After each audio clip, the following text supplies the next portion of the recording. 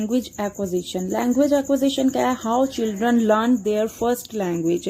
First language कौन सी होती है? जो कि बच्चा पहली जुबान बोलता है उसको फर्स्ट लैंग्वेज बोलते हैं। How human acquire knowledge. अब ये इंसान का डिफरेंट है, यानी कि मेंटालिटी डिफरेंट है इंसान की। अब उस पर डिपेंड करता है कि वो selection of words for communication कौन से करता है। फॉर एग्जांपल नेगेटिव वर्ड्स भी हो सकते हैं, पॉजिटिव वर्ड्स भी हो सकते हैं। लैंग्वेज एक्विजिशन को मजीद समझने के लिए इसकी मजीद 2 थेरीज हैं। The first one is behaviourist theory and the second one is इनेट theory. अब हम इन दोनों को 1 बाय 1 डिस्कस करते हैं। तो पहले हम बिहेवियरिस्ट थेरी को डिस्कस करते हैं। बिहेवियरिस्ट थेरी स्किनर्स की थेरी है। It suggests that language is learn from the environment and condition. इसका मानना है, स्किनर का मानना है कि लैंग्वेज इंसान अपने इन्वायरमेंट से सीखता है।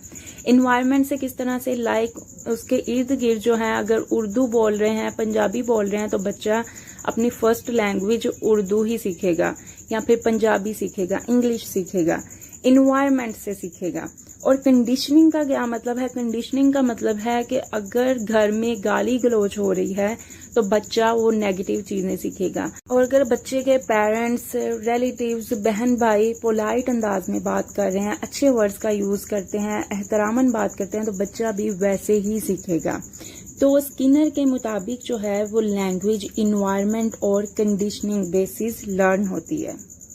लैंग्वेज एक्विजिशन की सेकंड थ्योरी के बारे में बात करते हैं, जो कि है इनेटिस्ट थ्योरी। इनेटिस्ट थ्योरी नॉम चॉम्स्कीज थ्योरी है। इनेटिस्ट का मतलब क्या है? इसका मतलब है नेचुरल, कुदरती तौर पे जो हमें चीज मिलती है। अब इसका कहना है कि children born with the ability to acquire language, यानी बच्चा जो है अपने साथ ये एबिलिटी ले के आता है कि उसने किस तरह से लैंग्वेज को एक्वायर करना है। अब इनेटिस्ट का मतलब है नेचुरल, जैसे कि माँ की औलाद से मोहब्बत, बाप की औलाद से मोहब्बत एक नेचुरल प्रोसेस है। तो इसका भी यही मानना है कि ये जो लैंग्वेज लर्निंग है ना, ये एक नेचुरल चीज है, यानी बच्चा अपने साथ ये चीज लेके आता है। ये ऑपोजिट टू बिहेवियरिस्ट थ्योरी है।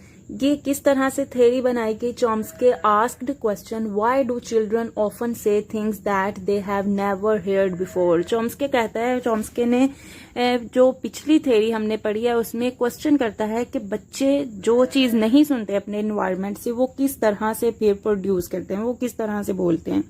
तो ये वाला क्वेश्चन का आंसर देने के लिए या ये प्रॉब्लम सॉल्व करने के लिए उसने इनेटिस्ट थ्योरी इजाद की। He suggests that children are born with a built-in ability to learn a first language. उसका मानना है कि जो बच्चे हैं ये इस एबिलिटी के साथ पैदा हुए हैं। He refers to this ability as LAD. LAD क्या है? Language acquisition device. अब ये वो कहता है कि ये जो एबिलिटी है ना, इंसान के माइंड में एक LAD सेट होती है।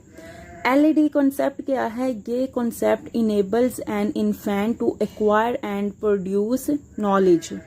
उसका मानना है कि जो LAD है ना, हर बच्चे के माइंड में फिट होती है।